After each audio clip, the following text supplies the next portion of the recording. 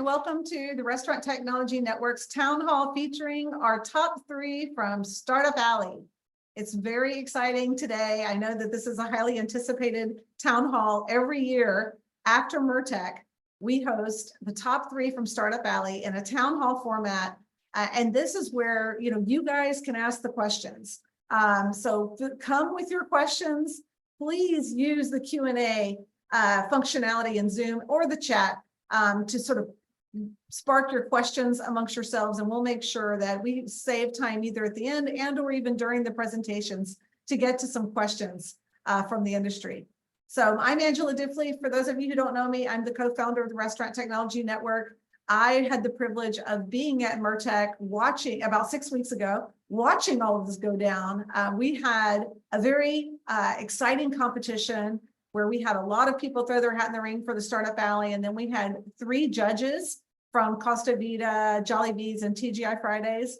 And I went around with the 3 judges to all of the top 17 that were in the alley. And they each had a chance to pitch the judges. I think it was 6 minutes. And Christopher on our team here kept us honest, kept them to their time. And we flew through that alley, and then we selected, the judges selected a top 3.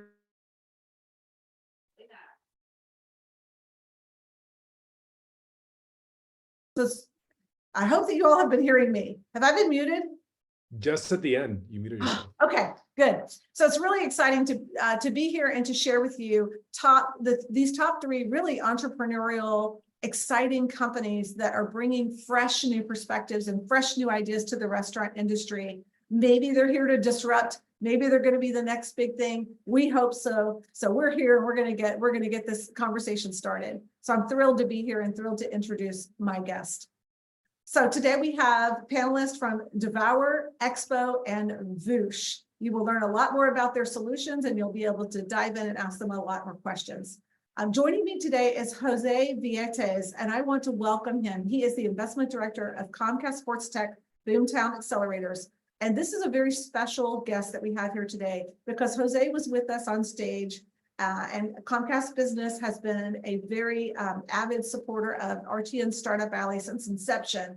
And Jose was able to come on stage and deliver the exciting new prize package for the first time ever, so that these 3 entrepreneurs and top 3 from Startup Alley will have a chance to be fast-tracked into their sports tech program. So I'm going to introduce Jose and let him take it away. Jose, tell us a little bit about who you are, what this division of Comcast Business does, and why it was a really nice alignment for you to be involved with Startup Alley this year. Absolutely. Thank you, Angela. Hello, everyone. Thanks for joining. I'm Jose Vieitez. I'm the investment director at Comcast NBCU SportsTech. And I was really excited to be able to announce the winners for this year's event. My role, I basically am looking for top entrepreneurs and companies from around the world that can solve unique problems to the partners that we work with. So Comcast NBC Universal SportsTech finds, funds, and fast tracks innovative companies from around the world with a purpose of establishing commercial deals between our partners that include NBC Universal, Sky Sports, Golf, that are different entities of Comcast, in addition to partners like NASCAR, PGA Tour, WWE, and Olympic organizations, USA Cycling, USA Swimming, ski and snowboard. So we look for companies that are solving unique problems across a variety of verticals, including everything from esports to media and entertainment. But one of the major ones for us is venue and event innovation. So we look for companies that are solving the experience and improving the experience at venues, at sporting events, and at different physical locations. And this is why we're really excited to work with MURTEC, to work at MURTEC and be able to meet some of these companies. And the 3 companies that you're going to hear about today, they're all solving unique problems in this space that are really exciting to us. So that's who I am, and my role is to speak to founders and understand what their capabilities are, what sort of problems they're solving now and in the future, and how that relates to the innovation priorities of the partners that I mentioned. So with that in mind, I guess I'd love to kick it off and learn more about the companies that we've got today. So first off, we have Shelly from Devour. Shelly, tell us a bit about what Devour does. And Angela, if I jumped the gun on that, let me know. But otherwise, we can jump into what Shelly's doing and give us a rundown of Devour. You're good. Let's go, Shelly. Take it away. All right. Thank you, Jose, Angela, Tammy, RTN team, Christopher. Thank you so much. The experience at MURTEC was amazing for Devour, and really appreciated the opportunity to participate and compete. With the other really amazing companies that were there as well. Congratulations to Dave and Expo. And so, if you want to go ahead and kick off the video, I'll jump in. Devour is a Web3 powered food ordering and engagement platform. Our goal is to connect restaurants and Gen Z, and our mission is really to feed the digital generation where they live, work, and play, which is in online and digital communities. Our belief in today in mobile ordering is saturated. It's covered. We can grab our phones and we can order off of third party. We can order off first party branded ordering sites. So you can pull out your cell phone and order just about anything that you want to. But we're focused on connecting restaurants and Gen Z through untapped opportunities beyond traditional apps, and that would be gaming, entertainment, and digital communities. Tokenized campaigns and promotions that you're seeing on screen. We had a really cool activation even at MURTEC where anyone could mint the NFT and then in our app get a free meal if they minted that at the MURTEC. We've built technology for that powerful and immersive experience and cross-brand collaborations to really create win-wins for brands, restaurants, and users. And so we are really heavily focused on the putting ordering and engagement in unconventional places beyond traditional apps, and really bringing that to the surface. Fantastic. Thank you, Shelly. I have so many questions. I want to dive deeper, but I want to introduce the other two founders first, and then we can jump into questions. So Priyam from Voosh, tell us about Voosh and what you're doing. Thank you so much, Jose. And first of all, thank you so much, Angela, Tammy, and the entire RTN team. I think so. I've been attending a lot of these trade shows, but I feel that MURTEC clearly stood out when it when we talk about innovation and the actual technological penetration happening in the restaurant industry. So kudos to the entire team for pulling up this spectacular show, and especially the Startup Alley. Now talking about Voosh, right? I have a few slides, but I can start talking. So in short, there are a lot of operators here, right? So I'll just keep it open for everyone. We all know that running your business on third parties is a big pain in the ass, right? We all realize that third party has become a critical part of our business, and it has grown significantly post the pandemic. But we all lack capabilities to run our business on third parties profitably. There are so many nuances. The data is scattered everywhere. There are so many deductions happening while we do business on third parties. So we have built a tool which makes sure that the restaurant owners focus on doing what they're good at, as in preparing the best quality food, and leave all of the analytical stuff, leave all the automation to Voosh, and make sure that they actually make hard cash while doing business on third parties. Can we move to the next slide, please, Angela? So I'll just put forward the impact numbers which we have created in the last 1 year of being operational in the US food service industry. We have already disputed 60,000 plus orders, which has given hard cash of $600,000 plus to our partner restaurants. We believe automation and AI is the key to the future of this industry, and we've already saved 10,000 plus hours for our partner restaurants, and we've already automatically replied to 50,000 plus reviews on third parties for our restaurants. So in short, we help them improvise on their profit margins by around 25% by giving them this money which was stuck on these marketplaces, and we help them eliminate a lot of manual bandwidth which was being applied earlier to fight for these disputes or to manually reply to these reviews. Next one, please, Angela. Some big names we work with and the impact numbers which we have created on their business. Original Chop Shop, one of our early adopters, in just 4 months and 21 stores, we have saved them $27,000. And they were losing this entire cash, before being partnered with Voosh. And imagine, when you are running at a very, very thin margin or EBITDA, this 27,000 hard cash is somewhere between 25 to 30% of their net profit margin. Some of the big brands we work with, and Pizza is another example. And why I love them is that their third-party business is now around 45 to 50%. Imagine like your half of the business is coming from a channel where you have no analytical capability. So we work with brands who are digitally native, who feel that technology is the future in the industry, and who are very much open to do business on these new channels of third party. Yeah. Next one, please. So we just don't do dispute, as I covered earlier. We try to cover all the facets of doing business on third parties. Dispute and financial reconciliation is, of course, one very critical aspect, but we also help the brands manage and analyze their promotions from a single screen, which is a very, very big pain, sort of to go to these independent dashboards and do your promotions. Then we help you with your entire reviews, and we also give you analytics around your operations so that, overall your NPS goes up and your customer retention is off the roof.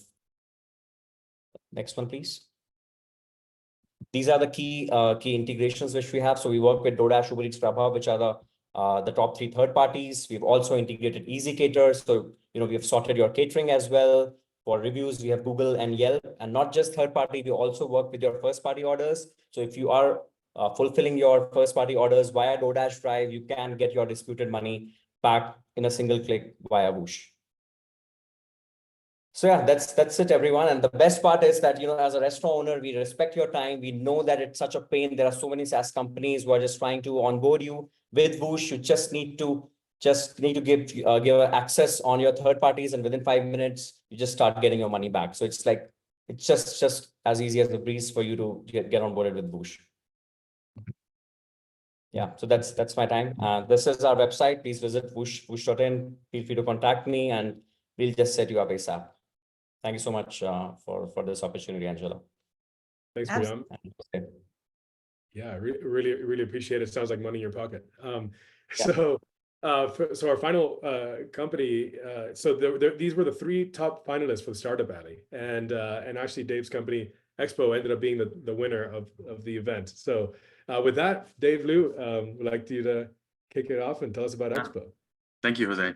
And thank you, everyone on the team, for making this such a great experience for us. It was an honor to win. The competition was exciting, and it was just great to be among all the other companies that were there. It seemed like it's an exciting time for restaurants, and hopefully we can graduate to the big room next year or in the future, like Hello Meter and others. So, but yeah, go ahead and hit play, Angela. So Expo is all about solving problems for you using AI. So a lot of companies we know have so much like that, like we were just hearing, there's so many software solutions that are out there now and sources of data, and you can be overwhelmed by all the data. You're getting reports, emails, Excel reports you're getting.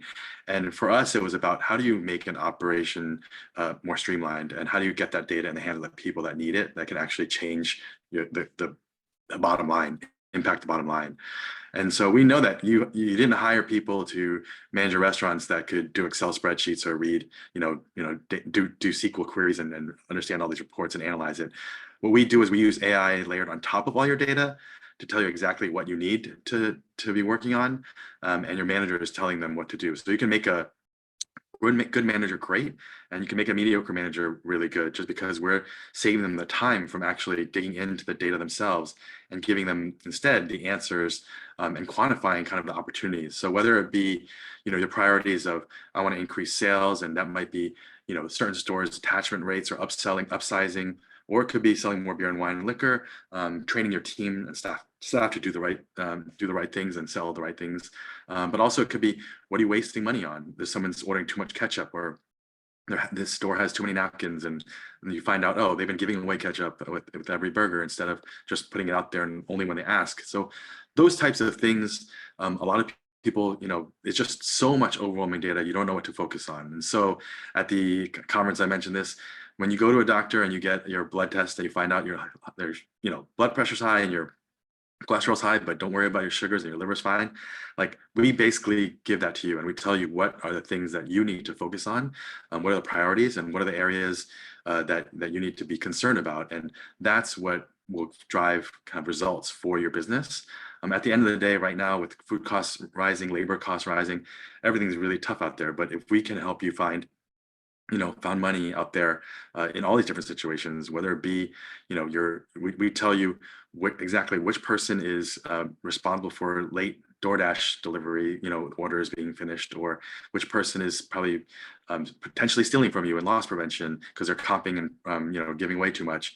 We drill it down to the stores and the names of the people that are likely responsible that you can address, and then we want to make sure that the hands of the data is in the people that can most affect change for your business, and that's the operations, so the people on the front lines and the people in your stores.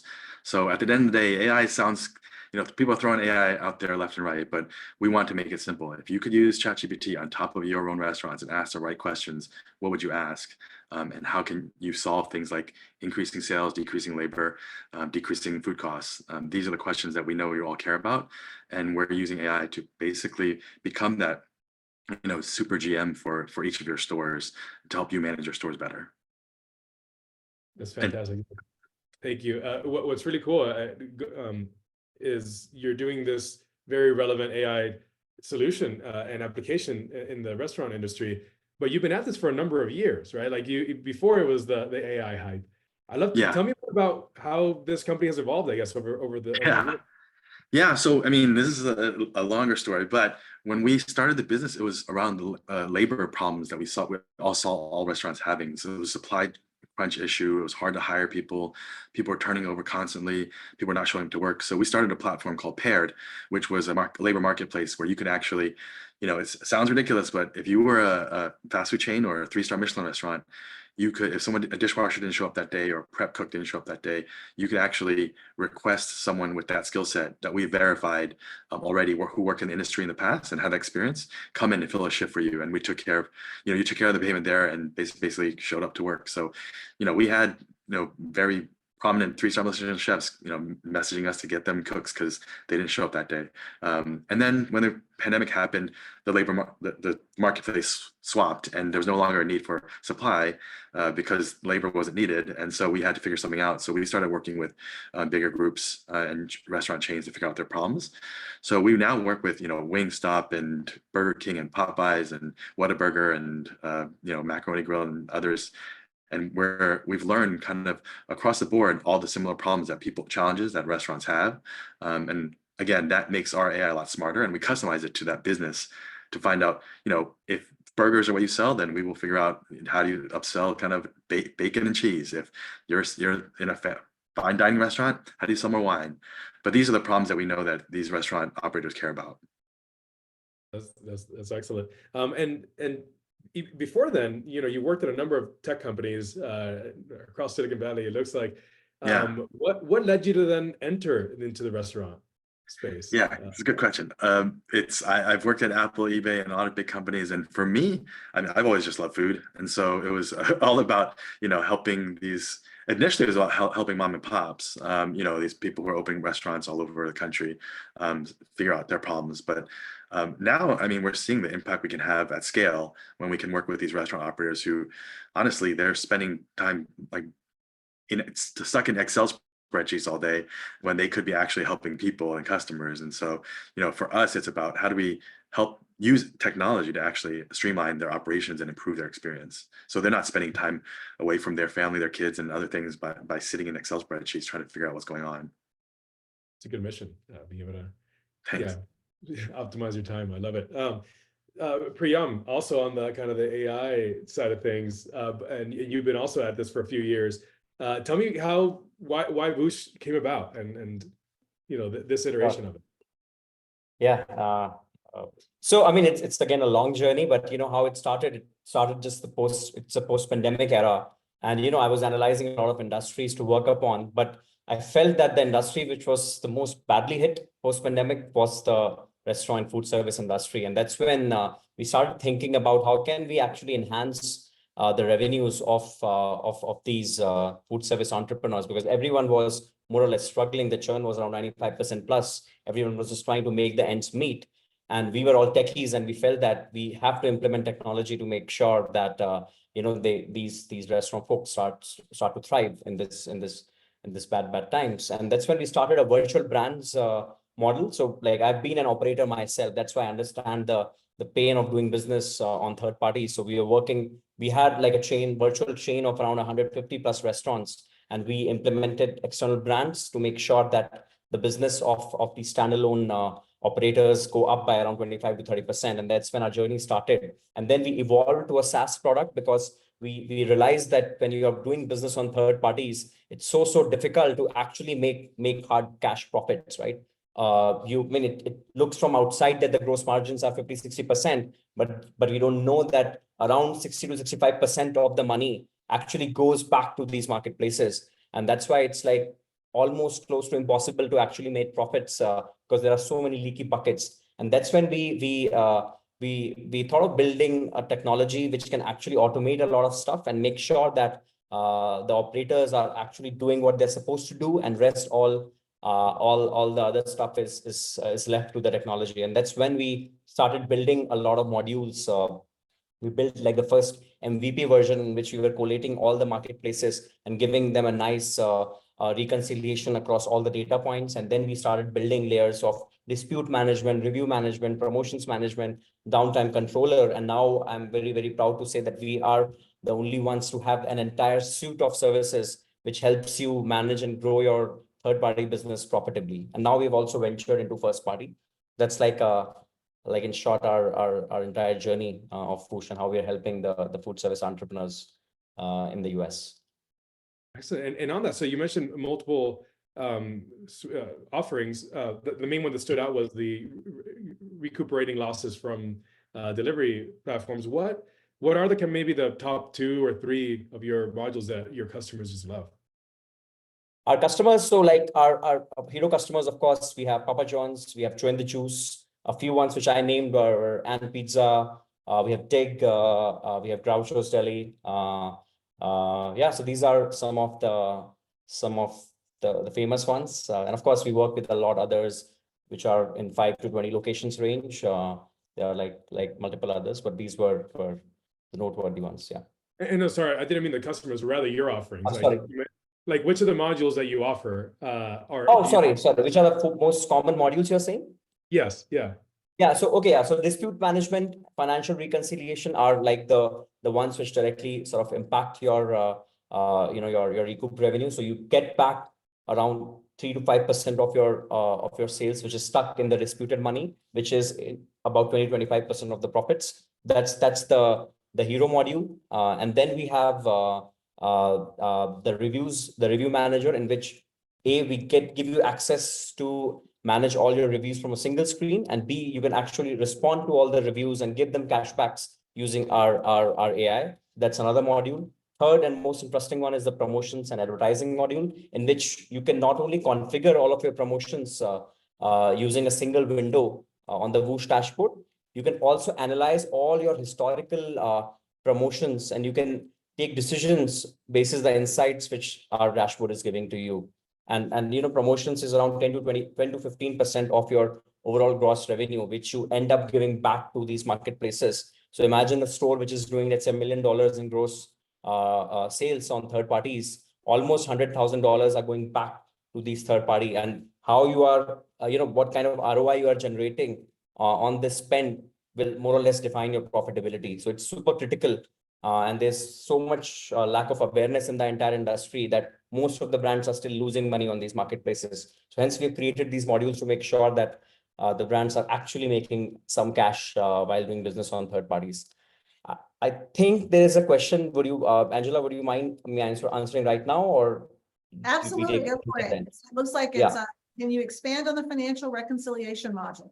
Yeah. Thank you so much, Kylie, if I'm pronouncing your name right, Kylie, for asking this question. So so what happens is, the way these marketplaces have been designed in terms of your financials being transparent, I think they have done a very pathetic job. What happens is, the way you see your deductions in form of commissions, in form of your promotion spend, in form of your error charges, it comes in a very clumsy way. There are many clumsy Excel sheets. Their frequency is a bit arbitrary. So for you to reconcile sort of your digital P&L, it's very difficult. There are so many man hours involved. You need a dedicated team just to make sure that you are making sense of the finances on these third parties.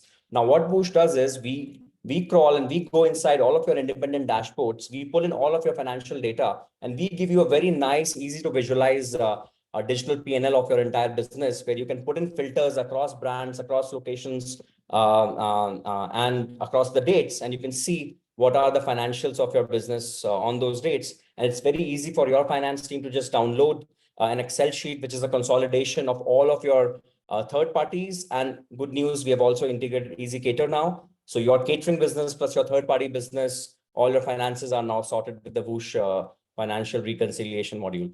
I hope that answered your question, Valley. Thanks, Priyam. Really appreciate it. Shelly, so you have an extensive background in the restaurant industry, where having built POS systems and operated restaurants yourself. Tell me about how that journey led you to start Devour, and kind of how Devour has evolved over time. For sure, Jose, long career. I'm the experienced or seasoned one here, right? 30 years in restaurant and retail technology, 20 plus of those as an entrepreneur, including being a nightclub and restaurant operator, as you noted. And before starting Devour in 21, I headed up strategic partnerships umbrella at MURTEC. I also had become a really an enthusiast of blockchain and Web3, and I believe in the power and what it can unlock for us, and kind of things that maybe we have traditionally been doing for a long time, from marketing and engagement, but a completely different way to do it. Throughout my career, I've always been kind of a forefront. I've also seen a lot of change in technology over that time. In 99, I bought the URL giveme.com, and I had this theory that we should be able to have anything brought to us. And that is 1999. And what I ended up finding out then was that I didn't know, is I was 8 years basically before the first, iPhone was released. So we are early from a standpoint of the impact of Web3. But what we're not early on is that Gen Z is a huge consumer base with a lot of disposable income, and they spend their time, a tremendous amount of their time in digital communities, gaming, entertainment, creator and influencer communities. And that's really a place that's untapped from a perspective of being able to actually implement transaction-based ordering, engagement, and using tokenized promotions and campaigns for that. So saw that, really went through product market fit, had to figure out what the product was, and we've landed on the Devour platform that really has a lot of opportunity to tap in and open new channels for restaurant brands. That's fantastic. What does it look like, Devour? What's like a use case that you're most proud of, or that you've shown before? Yeah. So really, in 2 years, we've been heads down building. We had to build the foundation. So we had to build an ordering platform and marketplace that looks like a lot of the others. And we had to build that technology first. Where we really start to peel off and be different is already the way that we've implemented gamified loyalty directly into the platform. Our community is excited every day to spin their wheel, find out who is the leader on the leaderboards. Have they earned more DPay, which is our native token? And so that is something that that already is out and live. As in the coming month that we really start to expand our restaurants coast to coast. We've just locked in the integration agreement with Olo. That's a huge one for us from enterprise brand standpoint. And we've got a couple other really cool products that we are launching in the next month. We will be able to then start to unlock our gaming partnerships and show up in places and strategic partnerships. So you'll start to see powered by Devour. We're not, we won't be the front and center star in a lot of those. It's how can we power cross brand collaboration and engagement in really cool places. Very cool. And I recall you showing a demo of one use case with a major company. I don't know if you're allowed to talk about it or not, but I thought that was really engaging, being able to order from your console, right? I'll talk about it without naming who it was. So major gaming franchise, longstanding, huge player base globally, and approximately 30 to 40 million players here in the US. And we build out and prototype for them a player loyalty and reward program. So you think about even in gaming, they're working on player retention, user retention. And so the idea that food is that perfect perk. It unites us, right? Doesn't matter what age group, et cetera. But for gamers, they already eat 80% of the time. And so if we can use food and food perks as an opportunity to bring restaurant brands and gamers and gaming studios and developers together, that is a really cool opportunity. And so we as a part of scoping that out for them, actually built that. And so that technology is one of the things we're really excited over the coming months to start to unlock with a lot of gaming partners. Fantastic. Going back to Dave, what is, a customer or specifically a use case that you're most proud of, where you've just seen, wow, this is what Expo can really look like? Yeah, no, I mean, it's a great question. I think we've had so many stories and anecdotes from people who used Expo, and like I said, found money. The story, I think one of the stories that stood out was like the ketchup incident, where one of the it was a Burger King franchisee, and they saw that one of their stores was just like, for some reason, one store's ketchup was like costing them way more than they should. And so we benchmark these businesses against each other, so we know what they should be spending, and then we can quantify that in the opportunity cost or the waste. And so for food waste or inventory waste, we saw that the store was, basically spending too much money on ketchup and wondering why. And then they talked to the GM and they found out, yeah, they trained them to put out 2 packets of ketchup in every bag they put out, gave out to a person, whether they asked for it or not. And so it was kind of that magic moment of, wow, we were able to identify a routine or habit that they didn't even think twice about, but was costing the business quite a bit of money. So I think it's those types of things where the real world kind of application of it turns into money that actually impacts the business bottom line. So for us, they're just hearing these stories, or whether it be, finding out that some of their employees have been kind of stealing from them because their voids and deletes, things that people sometimes have the big cameras for, but the cameras can't catch that stuff. We find the outliers and the behaviors that are concerns, and we kind of narrow in on that. And I did see that there was a question in the list that Tammy asked about Restaurant 365. I just want to address that. We are completely agnostic. So we work with whatever software you work with now, and we layer on top of that. So if you're on Restaurant 365 or Crunch Time, or you're on Toast or Park Brink, or any of these, any Aloha, we sit on top of all your data. We put it into a data warehouse and we normalize it, and that's what our AI works off of, your data. And so this is the information that we're using to identify things like the ketchup problem, the case of the overused ketchup, and other things like that. So for us, it's all about using the data you have and making it more useful. That's awesome. I love that with ketchup. I just recall in my early days working at a fast food restaurant, and I would like prep the bags beforehand and put napkins and whatever else, and I just see people being like, okay, just 2 packets everywhere, and that's money that adds up. That's right. So when you're selling your technology, this is, selling to restaurants can be sometimes hard. Sometimes hard. Yeah. Or, their restaurant owners are busy, hard to get a hold of them.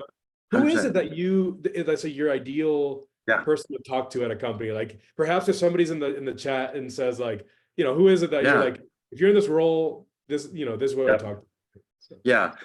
I think it resonates most often with the CEOs or COOs, or the people in operations, because those are the ones who feel the pain. They're the ones who have to actually be staring at these spreadsheets or logging into a really slow interface that the big franchisor gives them access to, and they're waiting for some spinning wheel of death to load the data, and they're doing it store by store. Then they have to export the data and put it into a spreadsheet and do all the pivot tables and whatnot, and it's like agonizingly painful. And so when I say about like speed to action is the most important thing you can have, and so that's what we focus on. We're like, how do you get to the results and the insights right away, and give them action items where they can actually do something about it, and they don't have to wait for some analyst for a week to do a report when the data is already too old, and it's you can't be proactive about it, you have to be reactive about everything. We're all about trying to get the speed to data so that people can actually make change. And so CEOs love that, because they know that their teams can act faster if there's a problem. If they see one manager has way too much turnover in their hourlies, then there must be something wrong with that manager. They need to coach them or ship them out. But I think it's when you can do that and the data speaks for itself, and it's not just hunches. I think so often managers use hunches to act on, and that's the problem. It's like it's not backed up by anything. Now it's, hey, I can show you right here what's going on, and our reviews have been really bad about cleanliness, so why are you not cleaning up the restaurant? So it's not about kind of guessing anymore. It's about real data backing it up. And so the CEOs love that because they keep people accountable. CEOs love it because it helps them do their jobs better. CFOs love it because we make them more money. So if we talk to the CFO, they're pretty happy about it too. But they're the ones signing off on the bill and contract. So we do like talking to them as well. That's awesome. No, that's fantastic. That makes sense. Those are the decision makers, and they want to save the money. Priyam, on your end, you mentioned And Pizza as like, you know, a really good use case and a happy client of yours. You know, perhaps if that is like the one you're most proud of, or if there's another one, feel free to share. But then, you know, like my question is also like, who is it that signs up for Voosh? Who is it that you're selling to inside of an organization? That's usually your go-to decision maker. So inside the organization, who are the people we are approaching for like the suite of people you're approaching? Is that the question? like who's the one that whenever you talk to them about Voosh, they're like, yes, we want this right now. Yeah. So typically how it works in like the mid-market and enterprise segment, usually like the entire third-party business comes under the marketing team. And, you know, since our focus is around, you know, promotions, ads, disputes, and, you know, all these are critical to the profitability of third party. So like the digital/marketing team is the one who is typically the early adopter to our product. But of course, the decision making goes up to the C-suite, and, you know, the CFO or the CEO ultimately takes the decision of implementing our solution, because it impacts like multiple functions, right? Marketing is of course one critical one, and then we have operations team as well, since we do reviews, since we do a lot of operational KPIs. So the operation team is of course like a beneficent of this, but the decision is usually taken by the digital/marketing team, and it goes up to the C-suite. Excellent. And there's a question here in the chat from Dr. Lee. Could you also be the third-party integrator as the accounting reporting software? Yeah, so when it comes to third party, yes, just for third party business, yes. So we give you like your entire accounting overview on your third party business.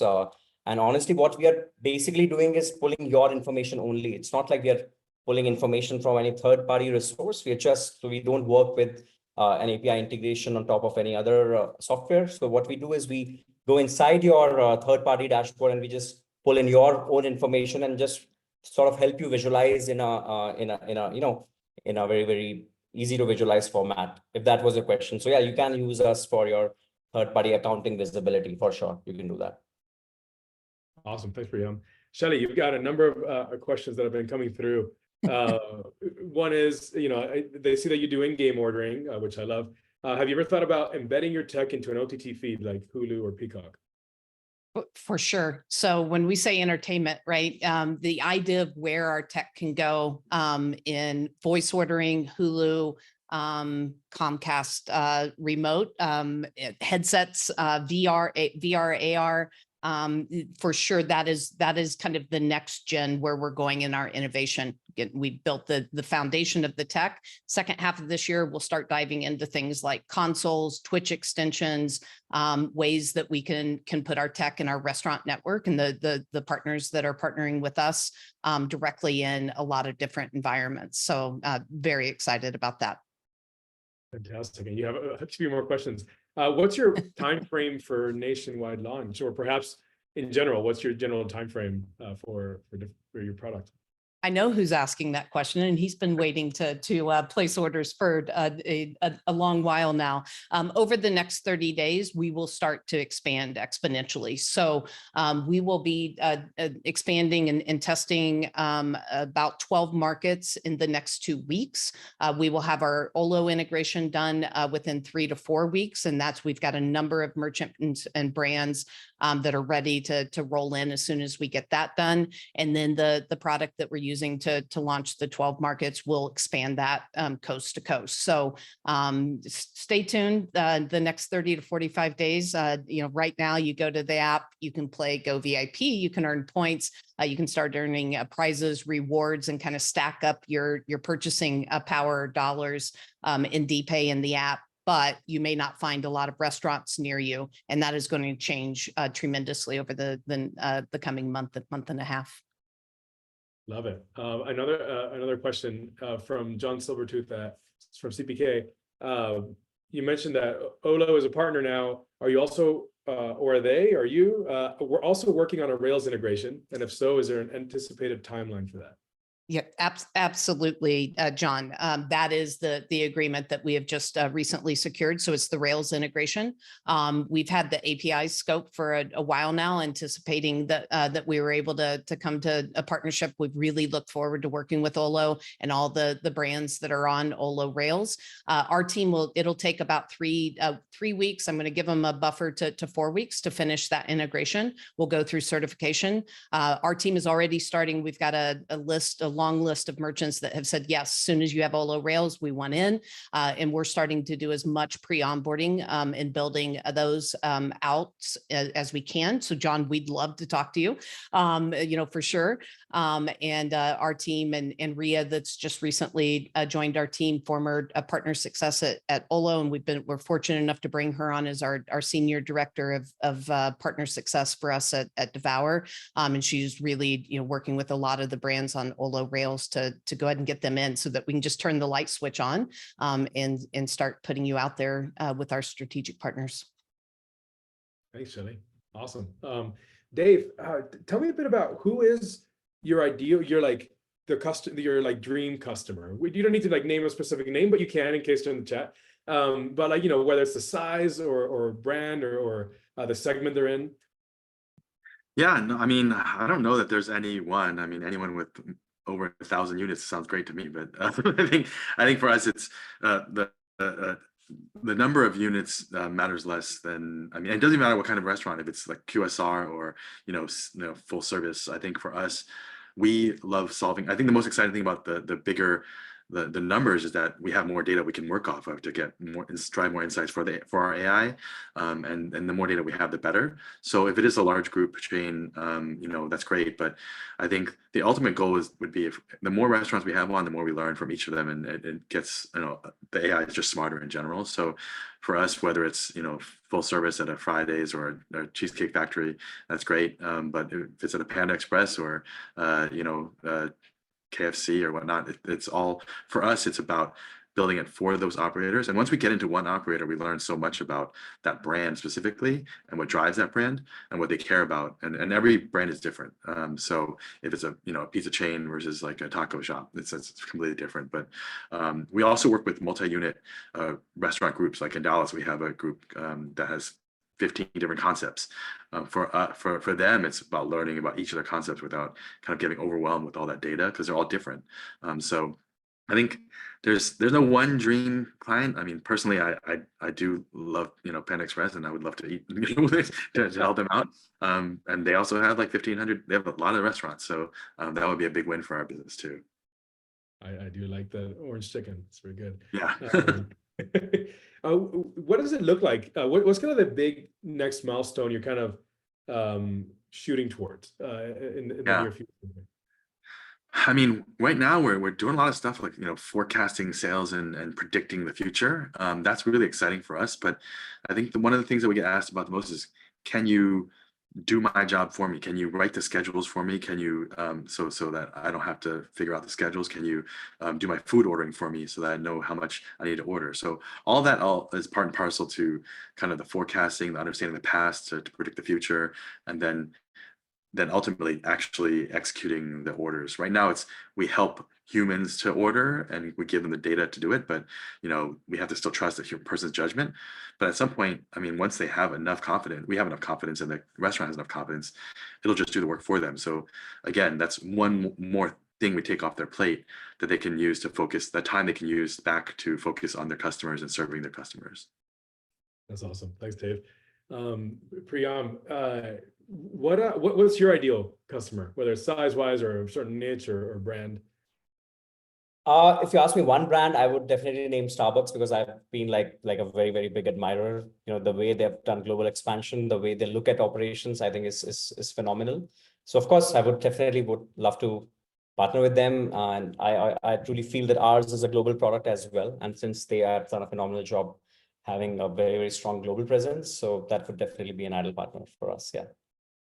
Excellent.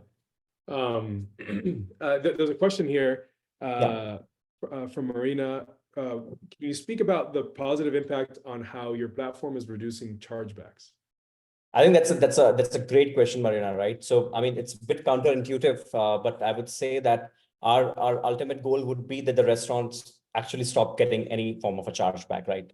So how we are building, you know, innate in the product, right? So what we have is an operations module and a reviews module, and combined, we give you a very, very strong analytics around what is going wrong across your locations, across your menu items, across your brands, right? So we tell you that these are the top 5 issues every month where you need to work upon, which will help you actually make sure that your ratings are going up and your error charges are going down. That's where I feel that the bigger value prop is in our product, right? That we actually make sure that your operations are improving month on month while you're partnered with Voosh. And we've seen this historically, the brands which have partnered with us, we've seen their their average rating go up and their chargeback percentage go down. So that's something which we are very, very particular about while we work with any of our brands.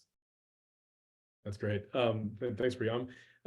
What similar question as Dave, what is the next big milestone for you as a company? Like the thing you're kind of aiming for whether in the next couple of years? Sorry, to Priyam, I said Dave, but sorry, that's for me. Okay, yeah. tell me. Yeah, the next milestones you're looking at? Yeah, like what's the thing you're excited about in the near future for your company? So from a product feature functionality perspective, I would say I'm super excited about the promotions and advertisement module, because that's where the brands are spending around 15% of their gross sales, just going back to these marketplaces. And we have built in a lot of intelligence. So I feel that this will be a game changer in the entire industry. Imagine like the third parties will be in future around 30-35% of like a $1.5 trillion market. So around $450-500 billion dollars of GMV flowing in on third parties, and 10 to 15% of it will be $40-45 billion dollars being flowing in the system on ads and promotions. And there's no way that you can bring in efficiencies and optimizations around that, right? So we want to be the first movers, and we are already the first movers, and we've already solved a part of it. But I feel it's a long way to go, and we are we're going to use all the cutting edge technologies to make sure that the return on investment on all the advertising money is really good for all these brands who are struggling to make money on third parties. That's something which I'm super excited about. Yeah. That's awesome. Thank you. Shelly, in your case, you've got a number of milestones coming up. Instead of kind of hitting on that again, but if there is one in particular that you're most excited about, I'd love to hear about that. It's the getting the restaurants in, right? Filling out the marketplace coast to coast. We've had to take a very unorthodox approach. Normally, if you start a tech company, you're going to start in a very small geographic location, i.e. I live in Phoenix. We would start here. You would see how it goes, and you would expand out from there. Because we want to unlock major gaming partnerships, entertainment, Web3 partnerships, we need coverage coast to coast. So we uniquely have had to convince restaurant brands to partner with us before we're going to be able to bring a lot of value to them. So it's where the ball is going to be, not where the ball is at today. And the fact that we're on the precipice of that really exploding for us, that's huge, because that is our linchpin that unlocks everything else that has been the vision of Devour. So you can see a smile kind of, a face, ear to ear for me on that. That is a big moment for us. Yeah, no, that's a big deal. And so with that in mind, what's the ideal restaurants, or is it like a larger chain or a lot of smaller chains? What's your ideal customer? Yeah. So again, on that, we're a little unusual in what we've got a triangulation between gaming clients, partners, which would be, you know, someone like an Activision, entertainment, which would be someone like Comcast. And then in restaurant brands, it's really the forward thinking, those who are ready to disrupt. As an entrepreneur, I have an affinity for small independents. So I always want to be able to be there for them and take care of them as well. But brands like Dave's Hot Chicken, Doghouse, all the way to Subway, that gives us a lot of coverage coast to coast. That's, you know, we're really, it's a mix in of the right brands that give us coverage and those that are willing to be early adopters in what's next. Excellent. Well, as you're positioning yourself for growth, you know, one of the things that often comes to mind is, are you planning to raise around or raise funds? Is that currently the case with you? And if so, what is it you'd like to you want to make sure that investors know about you? Yeah. So I'm always optimistic, or, you know, opportunistic, I guess I should say.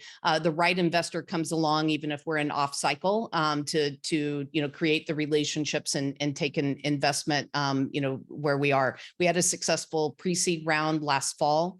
On a regular basis, our community and those who are coming in and becoming familiar with Devour are stacking up their Devour DPay, ready to be able to use it in the marketplace. That's our native token. So that's another way to get involved. But we will be launching a seed round in the next couple months. We want to get the Olo integration done, get the network out there and launched, and really be able to announce a couple of our upcoming partnerships, and then launch the seed round. So, you know, it's we've been able to accomplish what we have in this 2 years without any major VC funding.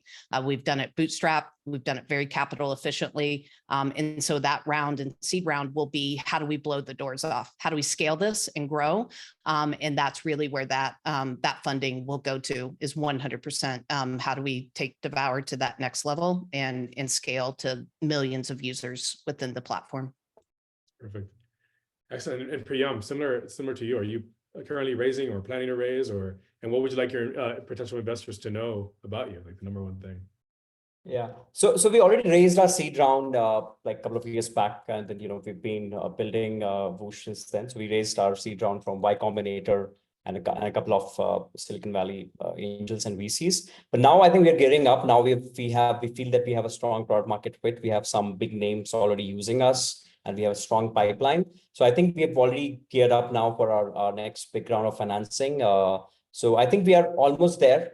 In the next few months, I think we will be in the market to raise we already are getting a few inbound. So I think once we reach a certain milestones in the next few months and launch a few more functionalities to the platform, I think we will be ready for our next phase of growth, and we'll be closing on our next round of financing. Yeah.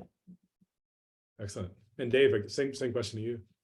Yeah, no, so we've raised for our previous business already, our previous iteration of the business, and we've been using that funding for all this and whatever we had left from that. But we are close to profitable now, so we're not looking to raise any money. I think it's been a journey to get here, but I think once we figure this thing out, a lot of customers are coming to us. So yeah, we're going to try to ride this out to a profitable and be in control of our own destiny.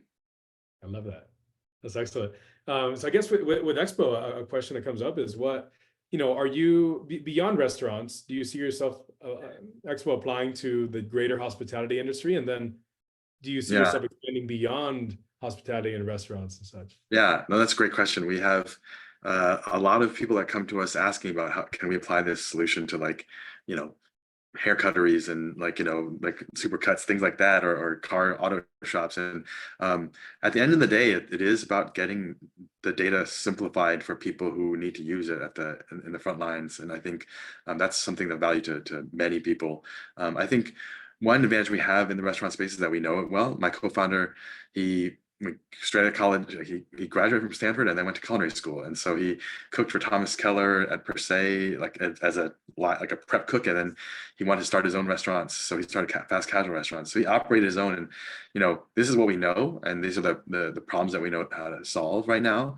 But yes, if it's something that, you know, we got to the point where, like, hey, we know how to do this right and take care of the restaurant industry, let's go tackle some others. I think there's a lot of opportunity, because I mean, it's a pretty big problem, and saving people time by figuring out their problems and digging into their data, finding solutions is a good business, I think, in general for anything. Definitely. Thanks, Dave. Shelly, so in your end, there's food ordering just makes a lot of sense from with playing games. Where have you seen yourself? Do you see yourself expanding beyond food as well, or where do you see the horizons for you in the next few years? Yeah, so I'm so passionate about the food and hospitality industry. So I really often have blinders on because it's like that's my passion and my homies, my industry. It's but when people see our technology, typically for the first time, or really start to peel back the layers, they're Shelly, this has application across so many different industries, and no doubt it does. So as and when the time is right, we'll definitely, expand and look at those. There's a lot of ops for live activations and, crossover both between the virtual world and being able to tie those into on-premise live activations, sporting events and the entertainment districts, close to them. Amusement parks are some that we've had some conversations with. So yes, when the time is right, but we really want to get this right for restaurants first, and restaurant and convenience. We've got a large convenience partner, a convenience store partner coming in as well. Get that right, get the games, entertainment, and get that flowing, and then start to explore where else we can go. Fantastic. Thank you, Shelly. And then last question here now with Priyam. We're about to wrap up, so any last questions, feel free to submit them. But Priyam, it seems like delivery itself is expanding. So what does that future look like as far as I mean, yeah, from a category expansion perspective, I feel that retail is another category which are having similar kind of problems, when it comes to profitability on online channels, and then it comes to so much manual interventions needed to run your operations, right? So I mean, the ticket sizes are higher in retail, and they have equal number of disputed orders. So that's definitely sort of a synergy for us when it comes to our category expansion. Not, of course, actively exploring that, but in future, definitely that could be something worth considering. Yeah. Fantastic. Well, thank you, Priyam and Shelly and Dave. I just want to say thank you to all of you, to Angela and all of the RTN team. One thing that each of these three companies receive is we offer the prize for the three winners of the Startup Alley competition to essentially be fast-tracked into the interview stage of the Comcast MBCU Sports Tech program. So we looked at over 1,500 companies last year. Less than 5% of companies make it to even the interview stage. So all three of them are guaranteed a spot if they want to be considered for the program to interview. And the top one out of the three will be guaranteed a spot into the top 50. And so what that means is our goal is to take enterprise-ready, late-stage companies that are ready to scale globally and bring them in for the sake of closing commercial deals and pilots with the partners that you see up here. So getting to the top 50 means that the executives of these groups are looking at you and saying, okay, how could we do deals together with this teams? And then from there, they tell us which 25 they want to pick to actually have deeper conversations with and end up eventually making it to the top 10, which join the program. So you guys have a big leapfrog. I think you would have made it there anyways. You guys are very talented companies, but I want to, you have that guarantee, and it's one of the many prizes that you guys received and honors as part of this competition. So thank you very much. Thank you all for your time. Angela, if you have any last words, feel free to jump in. But otherwise, that's it for me. Thank you. Oh, Angela, you're on mute. Sorry.